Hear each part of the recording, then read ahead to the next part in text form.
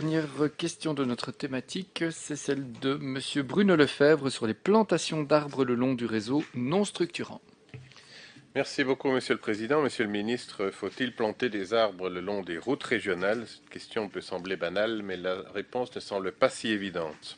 D'un point de vue infrastructure, le système racinaire des arbres peut endommager la route, évidemment. D'un point de vue sécurité routière, cela constitue un double danger. Les feuilles peuvent rendre les chaussées glissantes et les arbres peuvent constituer des obstacles mortels en cas de sortie de route. D'un point de vue paysager, cela contribue au charme d'une route. D'un point de vue environnemental, cela permet une continuité du maillage écologique et permet aussi aux espèces d'aller d'espace naturel en espace naturel.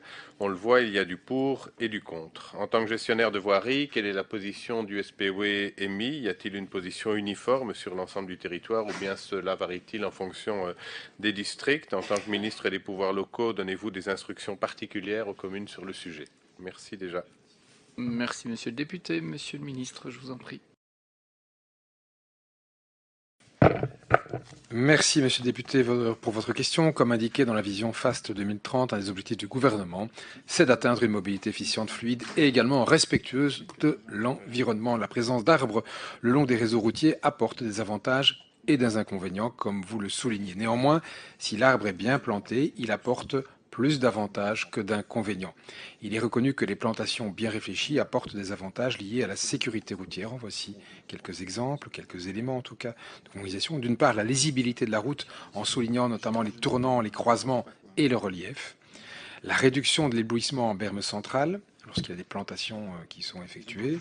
La réduction du champ de vision qui induit naturellement chez l'usager une réduction de la vitesse, une protection des usagers faibles lorsque les plantations servent de séparation entre les différentes catégories d'usagers de l'espace public, et en massif servant d'amortisseur lors de sorties de route, même si dans un certain nombre de cas ça peut être l'effet contraire.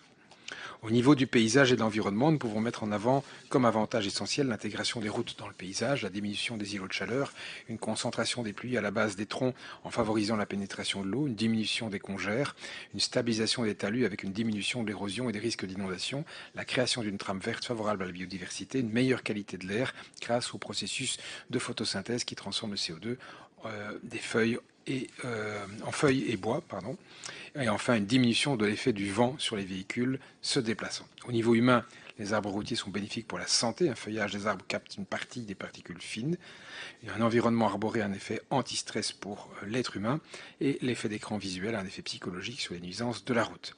Ces avantages ne reprennent qu'une partie, évidemment, des avantages écosystémiques qu'apportent de façon générale nos plantations paysagères le long des réseaux routiers. Le positionnement du SPUMI est donc défini par une vision qui est la suivante, le bon arbre au bon endroit.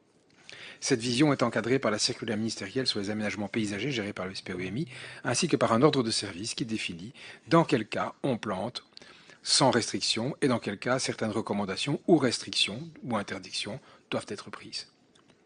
Parmi les recommandations, on peut citer l'utilisation de barrières anti-racines, l'essence encore, le choix de l'essence de l'arbre, le choix d'un port plutôt élancé. Au niveau des restrictions, la principale est la distance de plantation par rapport à la route. Celle-ci est fonction évidemment de la vitesse et de la dangerosité objectivée de la route. Il en ressort que chaque plantation réalisée le long des réseaux fait l'objet d'une étude spécifique menée par la Direction des études environnementales et paysagères en relation bien sûr avec la Direction des déplacements doux et de la sécurité des aménagements de voirie.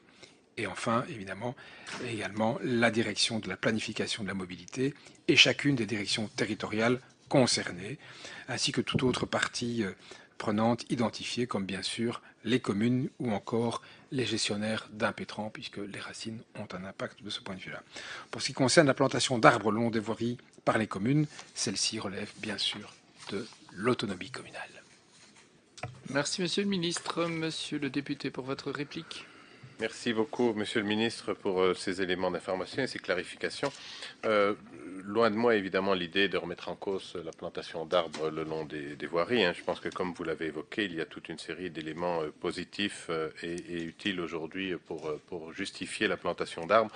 Mais il m'est revenu que certains travaux, comme notamment des travaux d'impétrants en matière de conduite d'eau ou de conduite d'électricité, ont été imposés sur voirie pour ne pas toucher au système racinaire des arbres, alors que ça aurait évidemment coûté beaucoup moins cher à la collectivité et au SPW de le faire dans les bords de voirie. Je pense notamment à la N56 sur toute la distance entre Ath et Mons, où on a démoli la piste cyclable sur plusieurs dizaines de kilomètres pour y installer des impétrants, alors qu'on aurait pu le faire sur le champ juste à la limite de la voirie.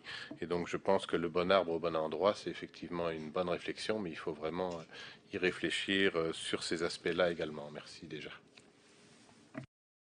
Merci beaucoup, monsieur le député. Donc ceci clôture notre thématique liée aux infrastructures.